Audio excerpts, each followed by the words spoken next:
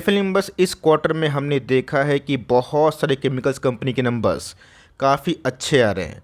आरती से लेके दीपक तक, पीआई से लेके हिमाद्री तक, एग्रोकेमिकल स्पेस की बात की जाए उसमें भी काफ़ी अच्छे नंबर्स हमें देखने को मिल रहे हैं। इसी के संग दोस्तों मेरा ऐसा स्ट्रॉन्ग मानना है कि आने वाले एक आध क्वार्टर में केमिकल्स के नंबर्स में और सुधार होगा और उसके बाद जो कैपेक्स बहुत सारी कंपनीज करके रखी है ना, उनको फ़ायदा हो सकता है। इसी बीच में कैसे एक छोटी कंपनी है बट दमदार कंपनी है, उनके नंबर्स Q1 के आ चुके हैं, ऊपर से फ्लैट लगेंगे।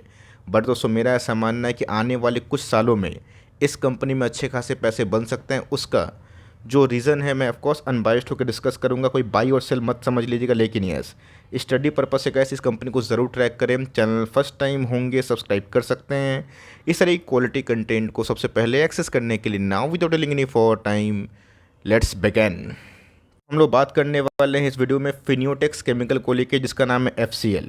अब दोस्तों FCL की बात की जाए, इसके पहले भी हमने कमेंट्री करी थी, उसके बाद कंपनी अच्छे पैसे बनाए। लेकिन दोस्तों मैं Q1 के नंबर्स का वेट कर रहा था और यहाँ पे एक बेस फॉर्मेशन की भी बात है। बेस कन्फर्मेशन की बात की जाए, बेस फॉर्मेशन की बात की जाए, वो क्या होता है? जब कंपनी के पैट के फिगर संभल जाते हैं, सैचुरेशन पॉइंट पे आते हैं, कंपनी को कैपेक्स का फ़ायदा मिलता है। बहरहाल दोस्तों सबसे पहले नंबर्स देखेंगे।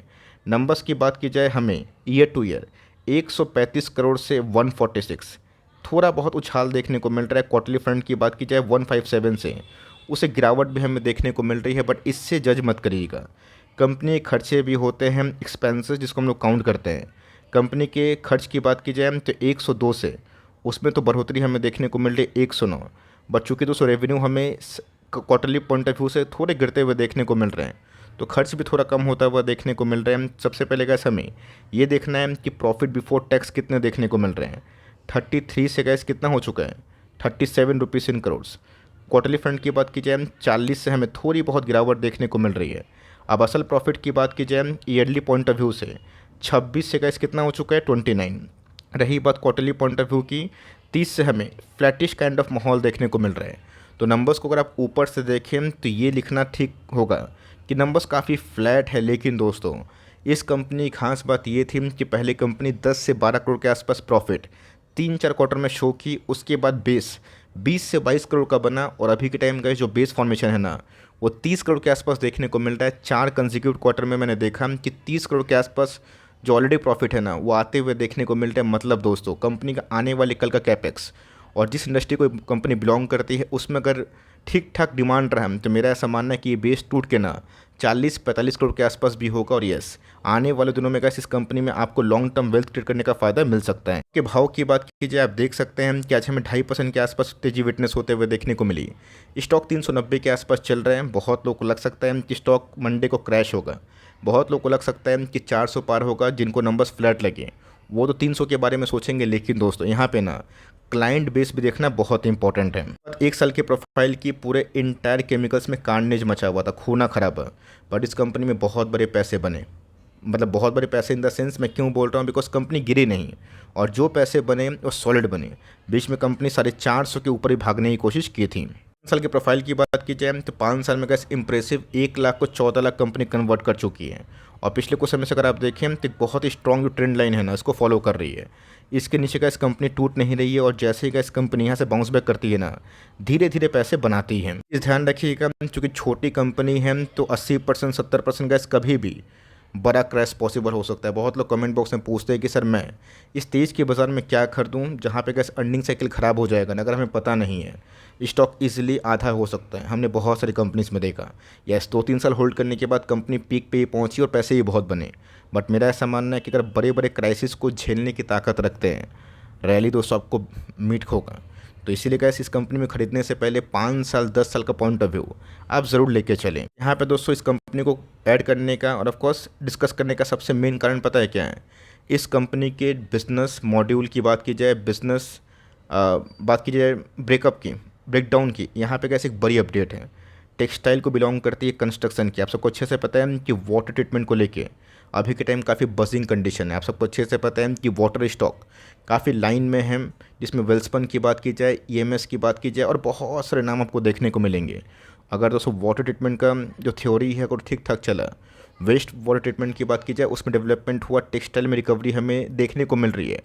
जो कि बांग्लादेश क्राइसिस हमें देखने को मिल रही है, तो टेक्सटाइल को इससे काफ़ी टेलविंड्स मिलेंगे, तो टेक्सटाइल ठीक चलेगा, इस कंपनी के लिए फ़ायदा होगा। कंस्ट्रक्शन में बूम आ रहा है। वाटर ट्रीटमेंट की बात की जाए, वो भी गैस काफ़ी हॉट थीम बना हुआ है। फर्टिलाइज़र की बात की जाए, लेदर की बात की जाए, पेंट की बात की जाए, बहुत ही डाइवर्सिफाइड बिजनेस मॉडल है। इस नोटिस करिएगा किनके नाम दोस्तों बड़े बड़े हैं। क्लाइंट लिस्ट की बात की जाए, वेल्सपन, बात की जाए नहार, रेमंड, अरविंद, बॉम्बे डाइंग, क्लैरियंट, पीडीलाइट, दीपक फर्टिलाइज़र, मतलब कैसे ऐसे बहुत सारी कंपनीज हैं जिनका नाम आप जानते होंगे, बट आपको शायद ये पता नहीं होगा कि ये सभी इनके क्लाइंट हैं। शायद कुछ सीखने को मिला, तो खरीदने नहीं खरीदने का मैटर आपका है, लेकिन दोस्तों कंपनी का जो डाइवर्सिफाइड बिजनेस सेगमेंट है वो काफ़ी मजबूत है। और कंपनी के क्लाइंट लिस्ट की बात की जाए, उसमें भरोसा का नाम हमें दिखाई दे रहा है। नोटिस करिएगा कि पूरे इंटायर केमिकल के कार्नेज में कंपनी इसलिए नहीं गिरी बिकॉज कंपनी का डोमेस्टिक 77% इधर ही है। एक्सपोर्ट की बात की जाए वो काफ़ी कम है। तो जी हाँ गैस, यही कारण है कि इस कंपनी में पिछले 5 साल में लगातार पैसे बने। ऊपर नीचे तो गैस चूँकि स्टॉक छोटा है वो तो होगा, बट नंबर्स मेरे हिसाब से ठीक ठाक है, फ्लैट है। कंपनी के साइज की तो वही 4000 करोड़ के आसपास की मार्केट कैप है। 35 के पी को कमांड करती है, जो रीजनेबल है दोस्तों, बिकॉज कंपनी के आरओसी की बात की जाए, आरओई की बात की जाए, वो 40% है आरओसी, और net profit by shareholders equity ROE जितना ऊपर रहता है उतना ही मज़ेदार उनके बैलेंस शीट कंसिडर किए जाते हैं। चीज़ नोटिस करिएगा कि पिछले कुछ समय से गैस हमने इस कंपनी को एक बड़ा मल्टीबैगर बनता हुआ देखने को मिला। 2020 के बाद कंपनी लगातार अपने सेल्स को इम्प्रूव करी। सेल्स के संग दोस्तों कंपनी अपने ओपीएम को इंक्रीज़ करने की कोशिश की।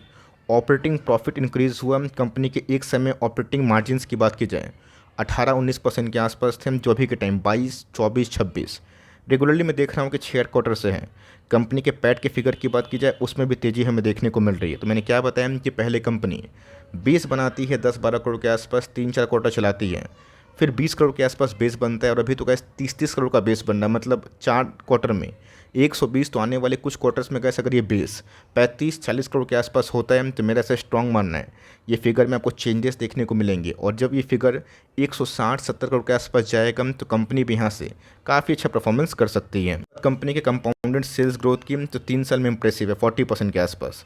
टीटीएम की बात की जाए 10% के साथ ग्रो होने के बावजूद भी प्रॉफिटेबिलिटी में मार्जिन बूस्ट होने की वजह से एक अच्छा खासा जंप है। इसीलिए गैस कभी कभी कंपनी में अगर थोड़ा स्लो डाउन कंडीशन होती है ना, हाई मार्जिन वाली कंपनी का प्रॉफिट का फिगर काफ़ी अच्छा होता है। कंपनी के आरओई काफ़ी कंसिस्टेंट है, और कंपनी हर साल 10 साल में 47% के सीजीआर से ग्रोथ कर रही है। कंपनी के रिजर्व स्कीम साइज़ के अकॉर्डिंग दोस्तों मैं रिजर्व्स को ठीक बोलूँगा, इवन बहुत ही अच्छे बोलूँगा। 10% of the market cap is very good.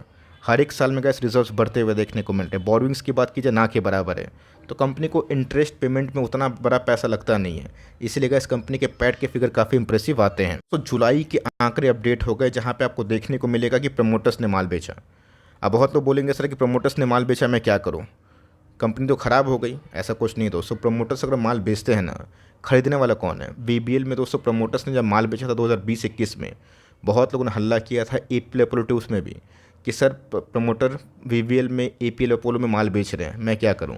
Mall gas promoter बेचता है तो उनका निजी राय होता है, निजी मामला होता है, खरीदने वाला कौन होता है। तो एफआईएस ने गैस फाइनली 3% का होल्डिंग बढ़ा लिया है। डीएस की होल्डिंग की बात की जाए ऑलमोस्ट 3.5% के आसपास है।